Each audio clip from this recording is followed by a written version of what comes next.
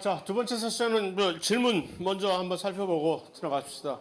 그나저나 오늘 첫 번째 세션을 녹화를 한답시고 했는데 알아보니까 녹화하기 싫다고 이제 녹화가 안 됐어요. 그래서 첫 번째 세션은 여러분들의 기억에 의존하는 수밖에 없겠네. 뭐 아쉽다면은 다른 분반 녹화한 거를 이제 보고 하려는 수가 있긴 하겠지만 조금 내가 다르기 때문에 이게 수업하는 게 확실하게 제가 그거를 권장을 못 드리겠으면 나도 어쩔 수가 없이 그냥 얘가 안 되는 거 어쩌죠. 갑자기 얘가 죽어버렸어요. 그래서 자, 그건 그렇고 자, 이런 사람이 있었는지 특별히 또 다른 무슨 뭐 제3의 제3지대 이론을 뭐 이렇게 주장한 사람은 딱히 주목받은 사람이 없고 그러나 놀랍게도 다윈이 주창한 것을 독립적으로 다윈한테 어떠한 정보도 받지 않고 혼자 스스로 터득해내서 사실은 다윈이 얼마나 쫄보였냐면은 이 이론을 가지고 지 혼자만 꽁꽁 숨겨놓고 있다가 이제 세상에 알리질 않고 이렇게 엄청나게 갖고 있었다고. 그런데 어느 날 갑자기 다윈의 절친 한 분이 헐레벌떡 다윈한테 와가지고서 야, 큰일 났다 너 이제. 왜냐하면 저쪽 필리핀에 가서 있는 이거 왈러스라고 하는 친구가 갑자기 논문을 보내왔는데 이거 출판해도 좋을까요? 출판을 해왔는데 네 이론하고 너무나 똑같아 하고 이거 어쩌면 좋아 이거. 그래서 다윈이 그제서야 나는 이제 망했구나. 내 일생의 모든 노력이 이제 그러니까 너무나도 정확하고 통찰력 있게 다윈의 이론과 똑같이 이 왈러스라는 과학자가 주장을 했어요. 그런데 이제 다윈의 친구가 어떻게든지 이걸 막아보려고 편집장이었던 모양이지 때 막 차에 빌 미루고 뭐 어떻게 야 네가 빨리 먼저 출발해. 네가 먼저 해야 해. 그러면 이제 막 이렇게 하다가 다윈이 그럴까 어쩌다가 이렇게 막 망설이다가 결국은 어떤 식으로 타협을 받냐면 그 왈러스라는 사람한테 얘기를 해서 사실은 내가 이거 몇십 년 전에 이미 이렇게 다 정립을 했던 이론인데 내가 발표만 안 하고 있었는데 사실은 그래서 이거 내가 먼저 발표해도 되겠니? 라고. 이 왈러스가 워낙 대인배가 젊은 친구였거든 그때. 물론이죠. 하면서 나는 충분히 다윈한테 이 발견의 크레딧을 넘기고 같이 같은 방향으로 바라보고 있었다는 것만 해도 얼마나 큰 영광인지 모르겠다라는 식으로 해서 그런 적이 있었어요. 그래서 이 기린 얘기가 거기서 나온 거겠죠. 기린의 완전히 전체적인 모습을 보여주지 못해서 미안해요. 지면 관계상. 또 다른 질문, 반감기를 주면 왜 다른 원소로 변화를 하느냐라는 얘기인데 모든 반감기를 지나는 원소가 다른 원소로 변화하는 건 아닌데 엄청나게 많은 종류의 다양한 반감기라는 것을 통해서 반감기라는 것이 아니라 붕괴 과정을 겪는 거지. 붕괴, 디케이. 그 붕괴 과정을 겪는 일정한 기간을 반감기라고 얘기를 하는 건데 이게 어떤 경우는 핵을 건드리게 되면 핵이 변하게 되면은 일종의 사실 원소라는 게 결국 뭐예요? 이 모든 우주에 있는 원소는 처음에 수소로부터 시작을 해가지고서 핵을 하나 더 얻고 뭐 전자를 더 얻고 그런 식으로 변화해 갔잖아요. 그러니까 어떻게 따지고 보면 그런 논리에서 보면 옛날에 그렇게 길을 싸매고 막 하려던 그 연금술사들이 금을 만들어 보겠다고 막 별짓을 하던 연금술사들이 아주 100% 틀린 얘기는 아닌 거지. 만들 수 있는 거야. 금을 다른 뭐 원소는 사실 핵과 전자만 이렇게 핵이 바뀌고 양성자의 개수가 바뀌고 그러면 원자가 바뀌는 거니까 다른 원소로 바뀌는 거니까. 그래서 이러한 과정을 통해서 핵의 개수가 변하는 경우가 있어요. 이렇게 되면. 그럼 핵의 개수가 변하면 다른 원소로 변하게 되지. 뭐 전자야 들락날락 하는 애니까 핵만 바뀌면 전자야 어디 가서 또 얻으면 되니까. 워낙 저 바깥에 놔매기는 버린 자식 취급받는 전자라서. 그래서 그렇게 되는 겁니다. 방사능을 방출하기 때문에 그러는 것이 아니라 허점이 없느냐 다윈의 이론에 라는 얘기지. 뭐 모든 면은 다 예외라는 게 있을 수 있잖아요. 하지만 그 어떤 하나의 예외가 발견됐다고 해서 그 전체적인 이론이 틀렸다고 얘기할 수는 없는 것이고 예외는 여러 가지 다양한 이유에서 예외가 하나둘씩 발견될 수는 있는 거니까. 다만 문제가 논리적인 어떤 허점이 있으면은 이것이 그 논리적인 허점을 증명을 할 수 있는 어떤 특정한 사례가 계속 발견되면 그 이론은 더 이상 지탱을 할 수가 없는 거지. 다행히 여태까지는 그런 이것을 무너뜨려 버리는 그런 사례들이 발견이 되지 않았기 때문에 아직도 다윈의 진화론이 아직도 이렇게 버티고 있는 것이지만, 물론 그럼에도 불구하고 여기에 동의하지 않는 사람들은 물론 많죠. 생물학계에 있다는 얘기는 아니지만 생물학계 바깥에 저쪽 종교계에 많은 사람들이 이것을 동의를 하고 싶지 않지, 심정적으로. 뭐 나 같아도 그러겠어, 당연히. 뭐 이해는 충분히 해요. 심지어 나의 아주 가까운 동료 교수님 한 분은 진짜 안 믿어, 진화론을. 어디까지만 믿느냐 하면 그분이 얘기하는 건 이 작은, 이것을 우리는 마이크로 에볼루션이라고 얘기를 하는데, 종이 분할을 하는데, 예를 들어서 개가 늑대가 되고 늑대가 여우가 되고 뭐 하는 요 정도의 아주 작은 스케일 안에서의 변화하는 거는 인정을 하나, 다윈의 자연 선택설에 의해서. 예를 들어서 공통조상을 저 밑으로 내려가서 갑자기 무슨 뭐 하마와 사람의 공통조상이 있었다라든가, 곤충과 사람의 공통조상이 옛날에 그거 자체는 믿을 수가 없다는 얘기죠. 어떻게 이게 이 커다란 거대한 종의 장벽을 뛰어넘어서 종이 변하는 이런 일은 도대체가 다윈의 진화론으로서 설명이 될 수가 없다라는 얘기인데, 얼핏 보면 그것이 일리가 있는 것 같이 보이긴 해요. 너무나도 사실 우리가 볼 때, 아니 나하고 꽃하고 같은 공통조상이 있었다는 얘기야? 말이 안 되잖아. 그러나 가만히 긴 시간 동안에 그것을 이렇게 추적을 해보면 그것이 가능했었으리라는 여러 증거들이 밑에 나오기 때문에 그렇다는 얘기입니다. 그래서 100% 진화론이, 다윈의 이런 자연선택설에 의한 진화론이 100% 옳고 앞으로도 이것만이 옳을 것이다라고 얘기하는 것은 정말로 오만한 얘기이지만, 현재로서는 가장 설득력 있는 이론이다라고 얘기를 해둡시다.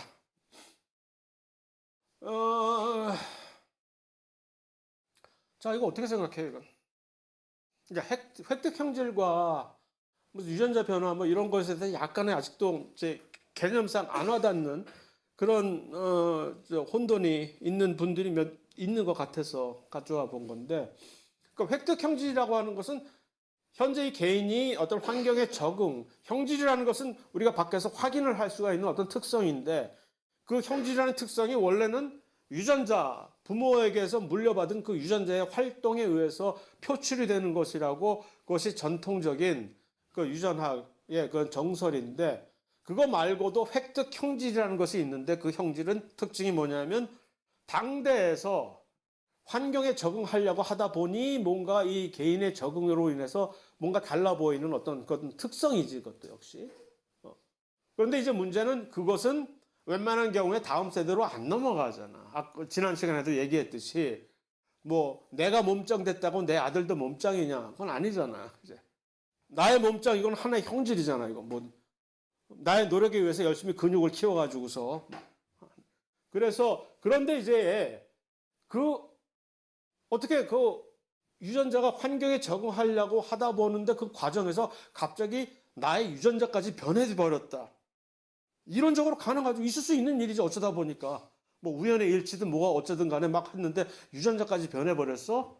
그런데 이제 그 유전자가, 특히 변한 유전자가 이 몸에 있는 체세포 유전자가 변해봤자 아무 소용이 없잖아.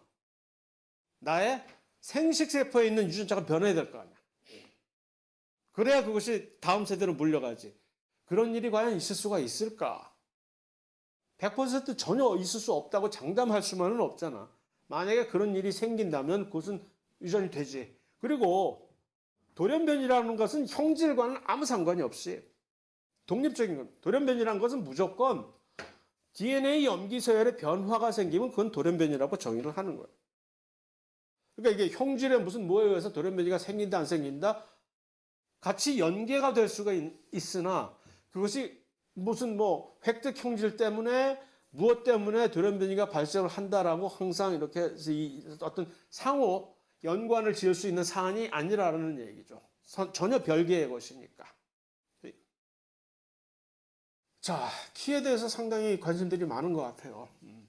뭐 나도 한때 그런 적이 없었다고는 얘기는 못하겠으나, 뭐 어쨌든 그래서 뭐 키에 대해서 막 이렇게 여러 가지 질문들이 있는데 이게 뭐 획득 형질을 할 수 있냐? 일단 전체적으로 우리나라 이제 국민들의 평균 키가 갑자기 신장이 높아졌다. 옛날 나의 세대에서 평균 신장과 여러분들 세대에서 평균 신장이 확실히 다른 거는 있잖아요. 인정하잖아. 그래서 그 전체적인 이 평균 신장이 이렇게 딱 커졌다. 이것은 뭐라고 어떻게 표현을, 어떻게 설명을 할 것이요. 환경 변화에 의한 거지. 왜? 전체적으로 잘 먹어서 그렇지 뭐. 옛날보다. 그러니까 잘 먹으면 잘 크게 되겠지. 그래서 어떤 한 가정에서 부모가 있는데 부모가 자식이 부모보다 훨씬 커. 그런 경우 많잖아. 우리 세대에서는. 이쪽 밑에 세대. 왜? 부모 세대보다 아무래도 영양이 좋아지고 하니까 키들이 크단 말이야, 전부. 이건 환경적인 요인으로 이렇게 변하는 거예요. 그리고 일종의 획득 형질이지. 환경의 변화에 의해서 내가 원하든 원하지 않았던 간에 어떻게 그 환경이 이렇게 제공을 해줬으니까 획득 형질은 맞는데, 그런데 여기서 반전이 뭐냐면은 그러지 않았는데도 이런 경우가 얼마든지 있을 수 있어요. 부모가 작은데, 극단적인 예를 들어서 부모가 흑인이에요, 둘 다. 부모가 흑인인 두 양부모 사이에서 백인이 나올 확률이 있을까요? 있어요. 왜? 키, 피부색, 그 다음에 지능, 이런 것들은 다인자 유전이라고 해가지고서 유전자 하나가 이것을 결정하는 것이 아니라 엄청나게 많은 유전자들이 한꺼번에 모여가지고서 하나의 형질을 결정을 해주거든. 그러면 이들이 이렇게 조금씩 이렇게 엄청 많은 것들이 이렇게 공통적으로 이걸 이렇게 객출을 해가지고서 어떤 형질을 만들어내는 데 있어서, 그러니까 원래 레퍼토리가 다양하단 말이야. 그래가지고서 요것들을 어떻게 뽑아내느냐에 따라서 현재 있는 부모가 특별한 어떤 형질을 가지고 있으나 잠재적으로 그 형질 중에서 무엇을 뽑아내면, 쉽게 얘기해서 갑자기 갑툭튀하는 것처럼 자식 세대에서 큰 키가 탁 튀어나올 수 있어요, 이게. 이것은 무슨 뭐 획득 형질이고 뭐고가 아니라 원래 다윈의 그 전통적인 유전 학설에 의해서도 이러한 지능이라든가 키라든가 무슨 뭐 피부색이라든가 같은 그런 것들은 전부 이렇게 자녀에서 완전히 극단적인, 부모가 이렇게 있는데 갑자기 양극단적인 이상한 형질이 튀어나올 수가 있는, 부모가 키가 엄청 큰데도, 보통 일반적으로 사실 그렇지는 않지만 부모 엄청 큰데도 갑자기 이상한, 조그만, 이상하다고 얘기하면 조금 폄하, 키 작은, 아유 죄송, 실수, 뭐 나 자신도 그런데 그래서 그런 경우가 얼마든지 있다는 얘기입니다. 그러니까 부모는 이렇게 똑똑한데 왜 이렇게 머리가 나쁜 놈 공부를 못하니? 라고 할 거 다 부모 탓이라고 하죠. 네 탓이 아니라. 얼마든지 그럴 수 있는 거야. 그래서 이것도 역시 키잖아, 키. 키 작은 사람의 자손이 키가 크다면 이 상황을 어떤 기억하지 못하는 건가요? 뭐 어쩌고. 이거 역시 키 작은 사람의 부모가 호르몬에서, 물론 쉽게 얘기한 거죠, 제가. 성장 호르몬이 많으면 키가 클 수 있고 성장 호르몬이 양이 적으면 키가 작을 수 있다라고 아주 단편적으로 얘기한 거지만, 키라고 하는 어떤 특정한 형질은 그거 하나만으로 결정되는 것이 아니라 엄청나게 다양한 다인자들이 이것을 결정을 하는 것이기 때문에 이렇게 쉽게 단순하게 얘기할 수 있는 게 아니라는 얘기죠. 이 정량적 변화를 기억을 하지 못할 수 있지. 이거 역시 성장 호르몬 하나만 놓고 볼 때는 뭐 밑에 후손 세대에서 기억을 할 수도 있고 못할 수도 있지만, 그것은 정말로 케바케이지만 기억을 해준다는 것 자체가 신기하지, 사실은. 그게 이제 후손 유전학의 어떤 환경적인 대응이 어떻게 다음 세대로 물려지느냐 하는 그런 사안에 속하는 건데, 그러나 이것은 그런 식의 매우 복잡한 얘기라는 얘기입니다. 자, 뭐 이렇게까지 맞아요. 달에 철심 받으면 키 크지. 그래, 그게 유전이 된다고 이건 웃자고 하는 소리지. 그것은 알겠는데, 자, 여기에 관해서 정말로 슬픈 히스토리가 하나 있습니다. 이걸 왜 질문에 쓸데없이 넣냐면은 정말로 슬픈 히스토리야, 이거. 쥐잖아요. 쥐처럼 보여요? 쥐처럼 보이나? 너무 좀 토끼처럼 그렸다, 쥐를. 오케이, 미안해. 근데 이 후속 유전, 그러니까 이런 식으로 획득 형질이 유전이 되는지 안 되는지를 확인하려고 어느 1년에 20세기 초반에 어느 미친 과학자들 그룹이 어떤 실험을 했는지 하면 여러 세대에 걸쳐서 이 쥐를 꼬리를 잘라버린 거야. 그걸 계속 잘랐어.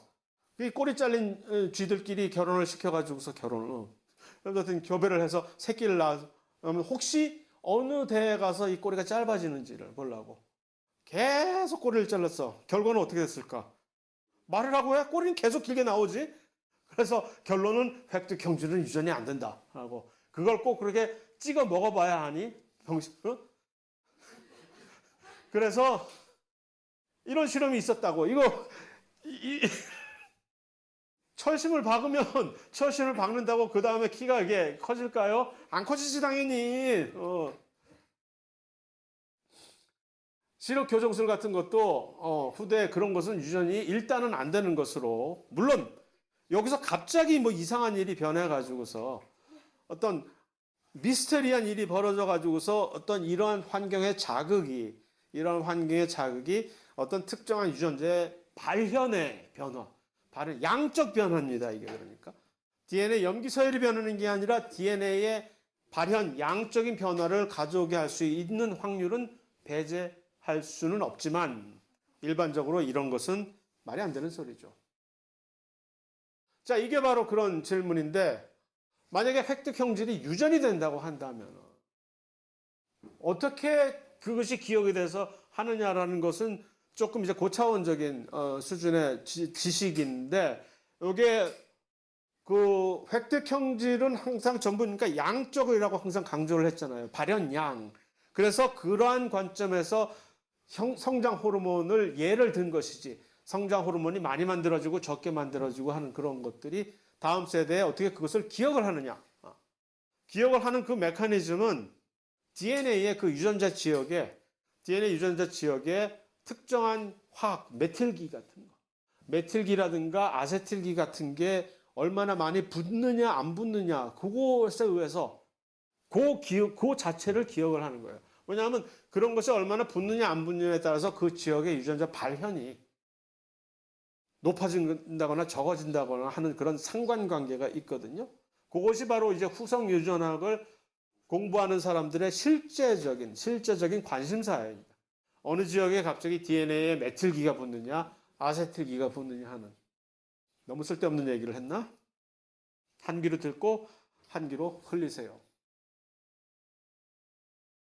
이거 개인적으로 동의하는 하나의 사안인데, 옛날보다 훨씬 사람이 살고 있는 환경이 훨씬 더 호의적이 됐기 때문에 사람은 웬만해서 우리가 사는 사회에서 이제 생존 경쟁에서 선택을 받아서 급격하게, 과격하게, 예를 들어서 생명을 잃는다든가 또는 생명을 잃지 않더라도 나의 자손의 수가 적어진다든가 하는 일은 표면적으로는 줄어들었지. 그러면 어떻게 보면 혹자는 이렇게 생각할 수도 있는 거지.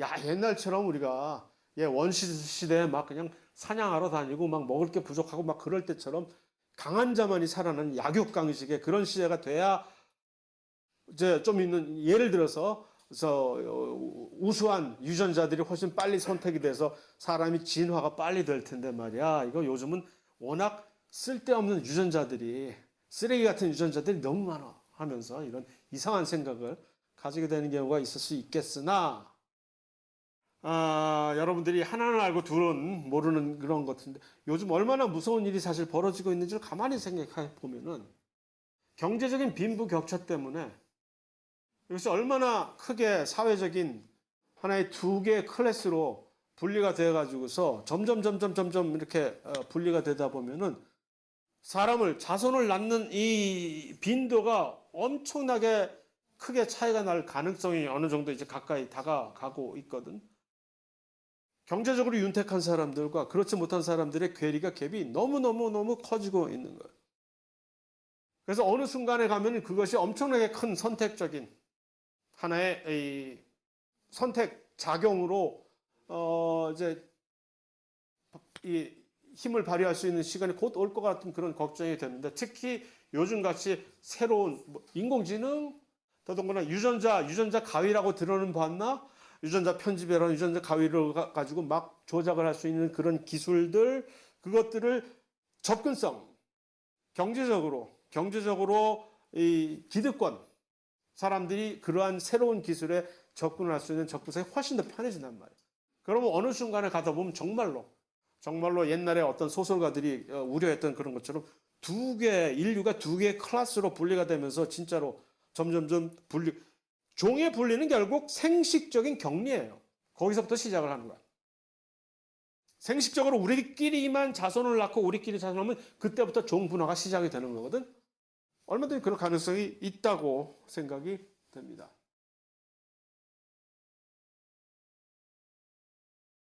뭘 설명을 해? 할렐루야 하면 되지, 이거. 뭐 설명을 그치?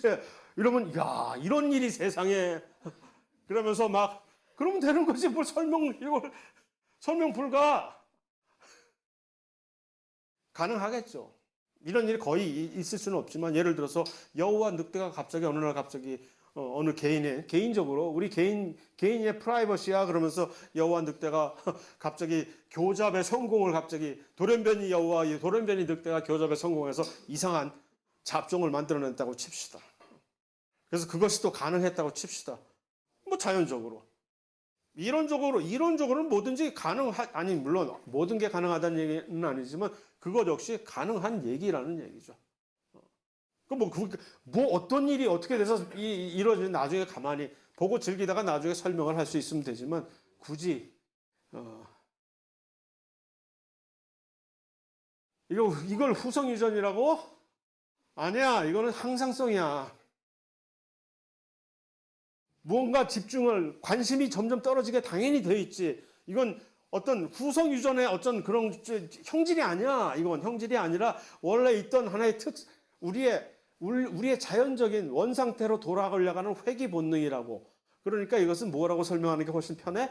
항상성이라고 표현하는 것이 훨씬 더 맞는 얘기입니다. 자연적으로 우리는 어떤 것에 대해서 관심이 떨어지게끔 돼 있어. 죄책감 가질 필요 없어.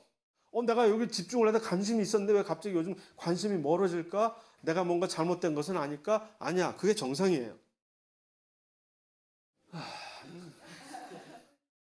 자, 이거 해양생물의 경우는 어떤 경우에 별로 없어요. 역시 해양생물에 관한 건 연구 자료는 없는데 그 중에 한 가지 눈에 띄는 게 있어서 얼핏 생각나서 이 사진을 갖고 왔어요.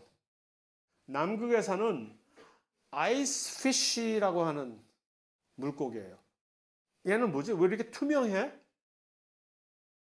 피가 흰색이에요. 피가 없는 게 아니라 피가 흰색이야. 남극에 살기 때문에. 피가 흰색이면 무슨 일이 생길까? 왜 흰색일까? 피가 얘는? 뭐가 없어서 그럴까? 헤모글로빈이 없어. 그럼 산소는 누가 운반을 하지? 그냥 녹아. 그냥 이 안에 피가 돌아가는데 기체니까 기체가 그냥 그 피에 녹아가지고 돌아가. 근데 왜 얘는 헤모글로빈을 없앴을까? 일단 낮은 온도에서 기체는 훨씬 더 잘 녹지. 그 낮은 온도에서 굳이 내가 얘는 이제 뭔가를 이거를 주판을 두드려 봤겠지. 진화는 절대 그렇게 되는 건 아니지만 진화는 내가 이걸 이루어야 되겠다고 해서 그 방향성을 내가 노력을 한다고 해서 되는 건 절대 아니지만 어쨌든 어쩌다 보니까 그게 더 유리했겠지. 여기서는 차라리 헤모글로빈이라는 단백질을 만들어 가지고 이렇게 막 이 낮은 기온에 막 이걸 억지로 비용을 들이느니 그거 없이 그냥 하는 게 오히려 더 편하게. 더더군다나 이런 낮은 온도에서는 굳이 그렇게 산소가 많이 돌아다닐 필요도 없어. 가만히 그냥 조용히 있으면 돼. 그래서 어쨌든 남극 지방에서 발견되는 아주 특이한 그런 물고기입니다. 이런 거 기린 중에 최우수상 기린. 잘 그렸죠? 이건 왜 이렇게 그린 거야, 이거? 이게 나란 얘기야?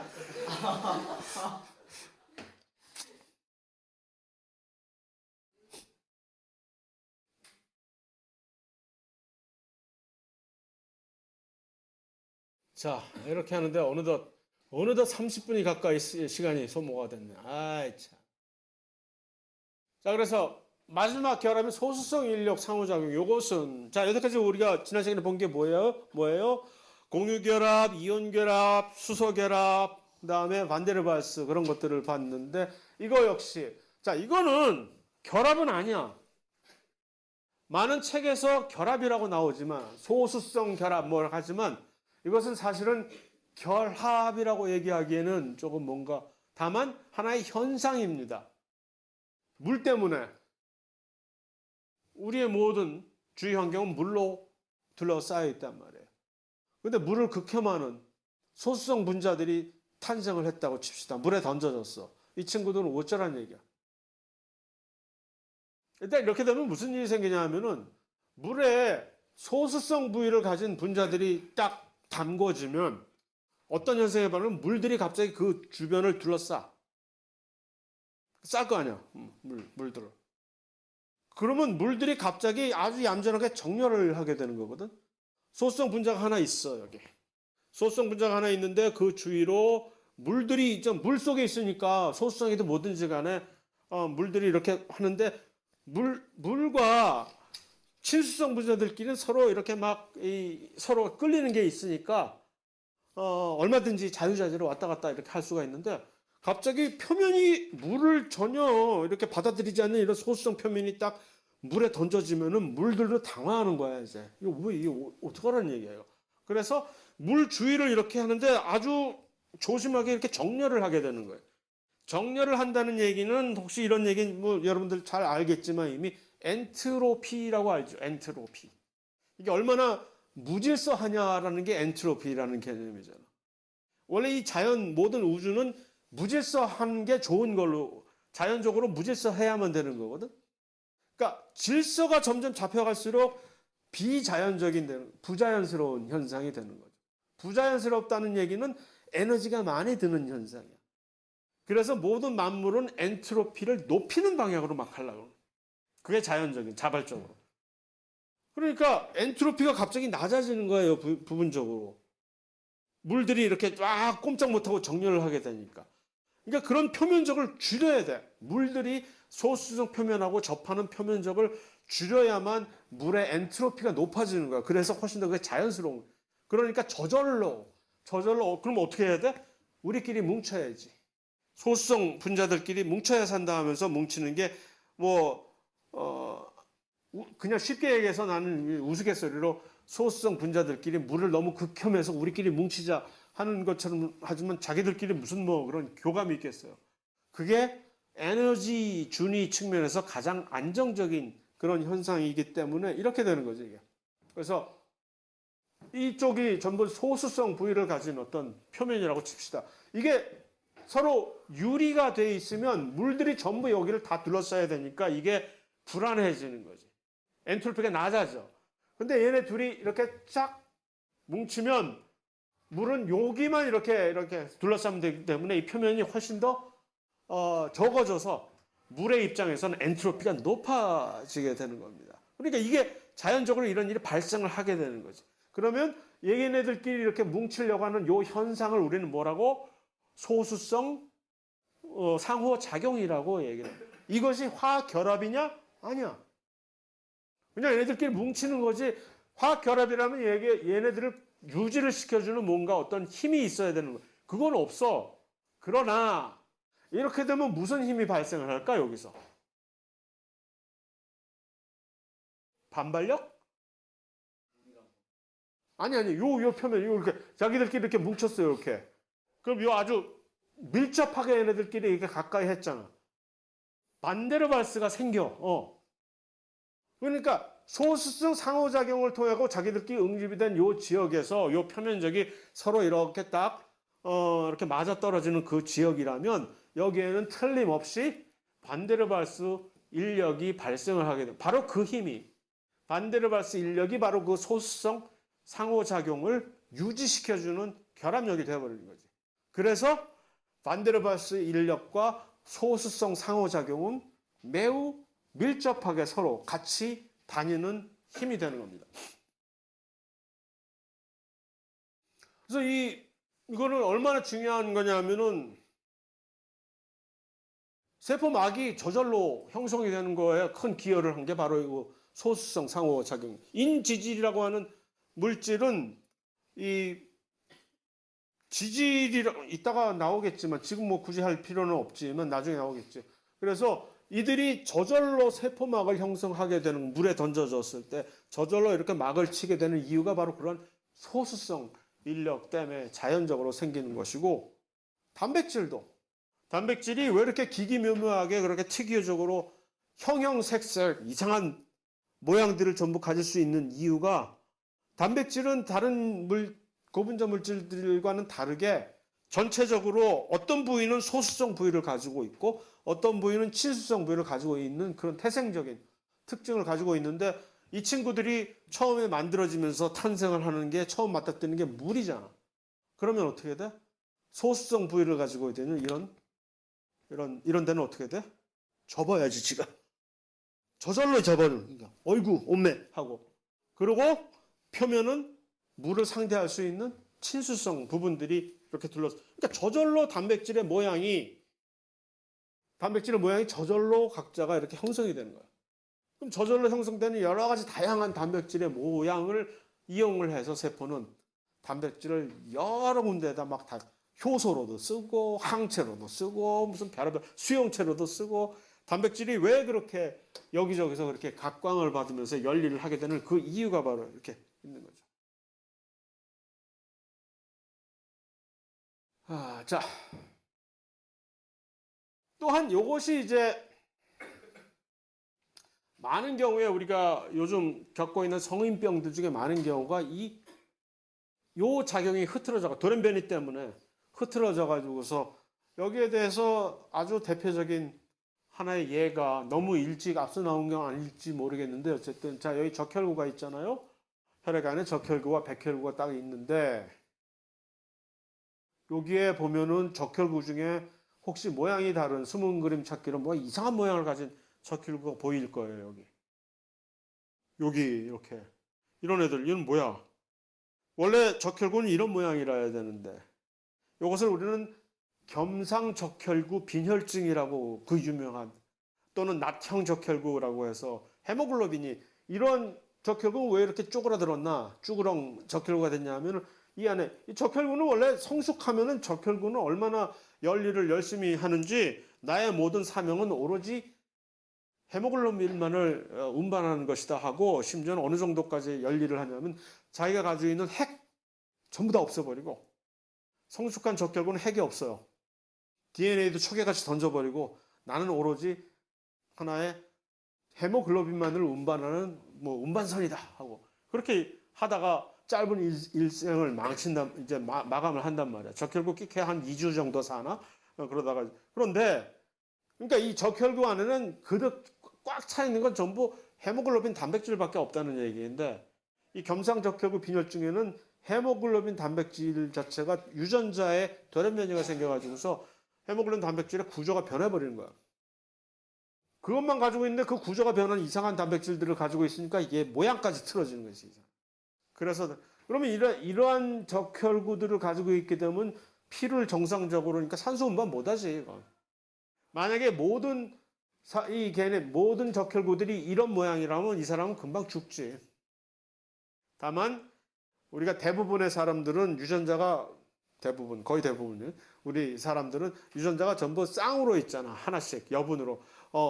고맙게도 엄마가 준 거 하나, 아빠가 준 거 하나 이렇게 갖고 있어가지고서 보통의 경우 돌연변이가 둘 중에 하나만 일어나니까 나머지 하나 가지고서 이제 커버를 하고 있는 건데 자 어쨌든 이게 왜 생기느냐?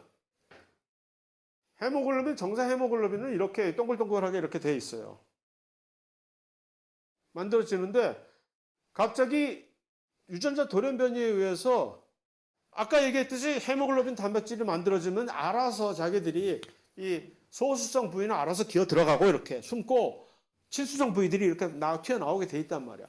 근데 원래 그렇게 돼 있는데 갑자기 돌연변이 하나가 딱 생겨나가지고서 밖으로 튀어나와야 될 그 부위에 갑자기 툭 하고 소수성 아미노산 하나가 여기 툭 튀어나와 있는 거야. 이게. 잘못돼가지고서. 얘는 어쩌지도 못하고 이게 툭 튀어나와 있어. 이게 여기 지금 뿅 나와 있는 요 소수성 부위라고 표현이 되는 요 그림인데, 이러면 얘를 어떻게 해야 될지 이제 감당을 못 하는 거야. 난리가 났어. 이 소수성 부위가. 그러면 자연적으로 이 소수성 부위는 뭐 어떻게 돼? 소수성 상호작용에서 자기들끼리 뭉칠 거 아니야. 그래서 이 단백질들이 그 소수성 상호작용에서 자기들끼리 쫙 응집을 하게 되는 거야. 그럼 원래 혼자 개인적으로 이렇게 막 돌아다녀야 될 헤모글로빈이 전부 밧줄처럼 저렇게 꽁꽁꽁꽁 응집이 돼가지고 가라앉아 버리는 거지, 세포 안에. 그래서 완전히 아무짝에도 쓸모없는 그런 침전된 단백질이 생기는. 그래서 그러한 단백질들은 그냥 완전히 녹지 않는 그런. 그래서 이런 것을 가지고 있는 적혈구는 이상한 모양으로 변하고, 그래서 그런 병이 생기는 건데, 이것만을 얘기하는 것이 아니라 이것과 비슷한 당뇨, 치매, 무슨 뭐 파킨슨 이런 것들의 발병의 원인은 비슷하게도 전부 이런 식으로 정상적인 단백질이 돌연변이에 의해서 이렇게 갑자기 소수성 부위가 툭 튀어나오면 그 소수성 부위를 커버하기 위해서 자기들끼리 막 뭉치는 거예요. 없애기, 숨으려고, 소수성 부위가. 그러면 갑자기 난리가 나지, 세포에서.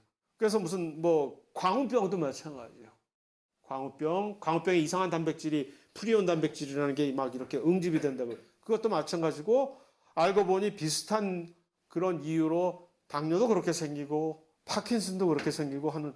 그러니까 거의 모든 그런 우리가 요즘 막 무서워하는 그런 질병들의 근원에는 같은 원리인 이런 아주 간단한 그런 단백질 구조에 관한 원리가 담겨 있다는 그런 얘기를 하고 싶어서 이런 그림을 내가 직접 그렸다는, 집에서. 할 일도 되게 없지. 자, 작용기라고 하는 것은 이것을 지금 외우라는 얘기도 아니고 딱 보여주는 것인데, 이 작용기를 알면은 이건 뭐 한 거죠? 정리를 한 거니까, 여태까지 얘기한 걸 일단 요약을 한 거니까 그냥 지나가면 되는 것이고. 자, 고분자 물질은 다음 시간에 하는 게 좋겠다, 그지? 왜 박수들을 치고 난리야? 일찍 끝내면? 자, 내일 봅시다.